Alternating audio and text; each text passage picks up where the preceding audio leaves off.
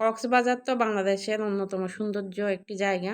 আর সমুদ্র সৈকতের জন্য সারা বিশ্বের কাছে তো কক্সবাজার সত্যিই চমৎকার, অসাধারণ। কক্সবাজার যাওয়ার পথে এই যে রাবার বাগানগুলা সত্যি অসাধারণ লাগে। আর রাবার বাগানগুলো দেখলে মনে হয় যেন কোনো ফল বাগান। এগুলো আসলে ফল বাগান না। যারা চিনে তারা বুঝতে পারে যে এটা রাবার বাগান। দেখলে বোঝা যায় না যে এগুলা রাবার গাছ।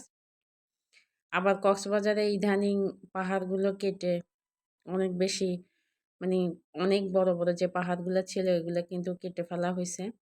বিশেষ করে বার্মার যে লোকগুলা আসছে এখন বাংলাদেশে যারা স্থায়ীভাবে বসবাস করতেছে তাদের জন্য কিন্তু কক্সবাজারের কিছুটা সৌন্দর্য আসলে কি বলবো, মানে কিছু বলার মতো ভাষা নেই। কক্সবাজারে আগের সৌন্দর্য, আগের পাহাড়, আগের মতো যে উঁচু, উঁচু পাহাড় ছিল সেগুলো এখন কেটে, কেটে বাসভূমি বানানো হয়েছে। আর কক্সবাজারের অন্যতম হচ্ছে সুপারি গাছ আর নারকেল। কক্সবাজারের সুপারি কিন্তু সারা দেশে বিখ্যাত। অনেক সুপারি কিন্তু অনেক বেশি মজা। তারপর নারকেল গাছ, সুপারি গাছ। কক্সবাজারের অন্যতম ওই যে নারকেল বাগান, সুপারি বাগান সত্যি দেখতে অনেক বেশি অসাধারণ লাগে। লাগে যেন বাইরের কোনো একটা দেশ বা বাইরের কোনো বাগান। গাছগুলো অনেক বেশি লম্বা, আর সুপারিগুলো তো অনেক বেশি মিষ্টি। এই কক্সবাজারের সুপারি দিয়ে পান খেতে অনেক বেশি মজা লাগে। সারা দেশে কিন্তু কক্সবাজারের সুপারি, নারকেল এগুলো কিন্তু বিক্রি হয়। কক্সবাজার রাস্তা আসলে অনেক বেশি সুন্দর। আর সুন্দর হলেও আগের মতো এখন কক্সবাজার যে পাহাড়গুলা নাই সেজন্য অনেকটা বেশি খারাপ লাগে। আগে যেরকম উঁচু, উঁচু পাহাড়গুলা ছিল। এক পাশে পাহাড়, অন্য পাশে সাগর। সব মিলাই কিন্তু কক্সবাজার আসলে সত্যি অসাধারণ।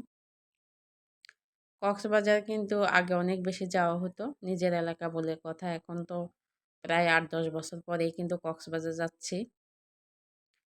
সত্যি এই যে মাতামুহুরী নদী, উপর দিয়ে যে ব্রিজটা সত্যি অসাধারণ লাগে। চেনা পরিচিত জায়গা হলেও এখন অচেনা হয়ে গেছে। অনেক জায়গা এখন চিনি না বা অনেক জায়গার নামও কিন্তু অনেক ভুলে গেছি। আর অনেক রাস্তাঘাট, অনেক বাড়িঘর কিন্তু এখন পরিবর্তন হয়ে গেছে, আগের মতো নাই। তারপরেও নিজের দেশ বলে কথা সত্যি অসাধারণ লাগে। কক্সবাজার গেলে তো মনই চায় না বাড়ি মানে ঢাকায় ফিরতে। মন চায় বাড়িতেই থেকে যায়। কক্সবাজারে যে ঢুকতেছি, ঢোকার পথে রাস্তা প্রায় ১০ বছর বা ১১-১২ বছর পরে কক্সবাজার গেলাম। বাপের বাড়িতে যাওয়া হয় কিন্তু ২-৩ বছর পর, পর একবার। কিন্তু কক্সবাজার যাওয়া হয় না। প্রায় ১০-১২ বছর পরেই কিন্তু এবার কক্সবাজার গেলাম। বিশেষ করে বাচ্চাদের জন্য। বাচ্চারা তো প্রায়ই বলে যে নিজের বাপের বাড়ির দেশই কক্সবাজার, অথচ আমরা এখনো কক্সবাজার দেখি নাই। তাই এবার বাচ্চাদেরকে ঘোরানোর জন্য কক্সবাজার যাওয়ার প্ল্যান করে বাপের বাড়িতে গেলাম প্রায় ২ বছর ৩ মাস পরে। আবার যে কবে যাওয়া হয় তাও জানি না। এই যে রেল লাইন, এখন রেল লাইন হওয়ার পরে কক্সবাজার কিন্তু আরো বেশি মানে মানুষের কাছে সহজলভ্য হয়ে গেছে। মানে খুব তাড়াতাড়ি যাওয়া যায়। আগে তো অত দ্রুত কিন্তু যোগাযোগ ব্যবস্থা ছিল